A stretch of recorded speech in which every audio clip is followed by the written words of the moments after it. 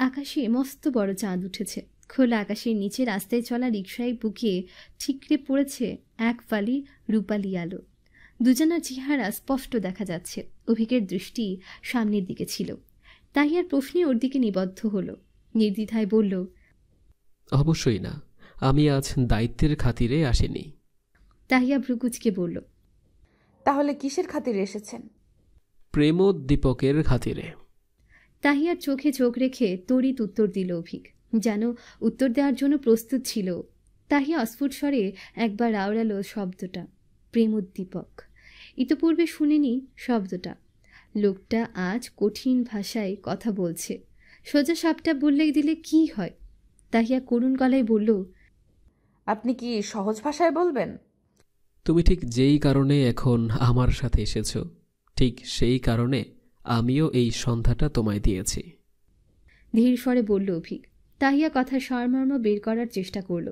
ও অভিকের সাথে কেন এসেছে? কারণ ও অভিকের প্রতি ওর প্রেমময় অনুভূতি কাজ করে। তার মানে অভিকেরও ওর উপর অনুভূতি কাজ করে। প্রশ্নটা মনে উকি দিতেই বিস্ফোরিত চোখে চাইল অভিকের দিকে। অভিকের দৃষ্টি ওর দিকে, ঠোঁট কামড়ে হাসছে। ওর হাসিটা বলে দিচ্ছে তাহিয়ার ভাবনা সত্য। তাহিয়া সরাসরি প্রশ্ন করল, আমার জন্য আপনার মনে দায়িত্বের বাইরে অনুভূতি আছে? তুমি আমার অর্ধাঙ্গিনী, তোমার প্রতি আমার অনুভূতি থাকা স্বাভাবিক নয় কি? অভিক যেন আত্মবিশ্বাসের সাথে ভাইবাতে বসেছে। প্রশ্ন করার সাথে সাথে উত্তর দিয়ে দেবে। সব উত্তর যেন ওর জানা, একেবারে স্বাভাবিকও। ওর স্বাভাবিকতায় অস্বাভাবিক হয়ে গেল তাহিয়া। অস্থির হয়ে বলল, কিন্তু আমি টের পাইনি কেন? কারণ আমি প্রকাশ করিনি। কেন করেননি? আমি চাইনি তোমার অনুভূতি প্রকাশের আগে আমার অনুভূতিটা প্রকাশ হোক।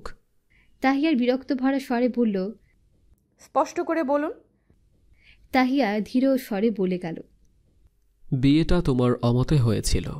বলতে গেলে প্রথম দিকে তুমি আমায় মেনে নিতে পারোনি। তখন আমি যদি কোনো আগ্রহ দেখাতাম তবে তোমার মনে হতো আমি জোর করছি। তুমি সহজভাবে নিতে পারতে না। তোমার মনে তখন আমার জন্য রাগ, ভয় ছিল। এর উপর আমার অনুভূতি প্রলেপ ছড়ানো বেমানান মনে হয়েছে আমার। তুমি আমাকে দেখলেই অস্বস্তিতে নুয়ে পড়তে। তার উপর যদি আমি প্রেমের বাণী শোনাতে বসতাম তখন আমার প্রতি তোমার রাগ কমার বদলে আরও বাড়ত।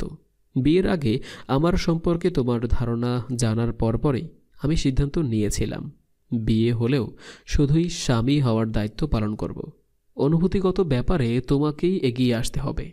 যখন তোমার মনে আমার জন্য রাগ, ঘৃণা মুছে প্রেমময় অনুভূতির জন্ম নিবে এবং ভয়, অস্বস্তিহীনভাবে যখন তুমি আমার কাছে নিজের অনুভূতি প্রকাশ করবে তখন আমি আমার অনুভূতি প্রকাশ করব, এর আগে নয়। ফাজিল মেয়ে থেকে হিয়া ডাকার অনুভূতি জাগ্রত করার দায়ভার ছিল তোমার। তাই আমি দায়িত্বের বাইরে দায়সারা, কঠোর ছিলাম। বসন্ত আগমন সংক্রান্ত তথ্য আমি নিশ্চিত হয়ে গিয়েছিলাম। কাঙ্ক্ষিত দিনটা এসে গিয়েছে, এই জন্যই এসেছি। লম্বা কথা বলে থামল অভিক।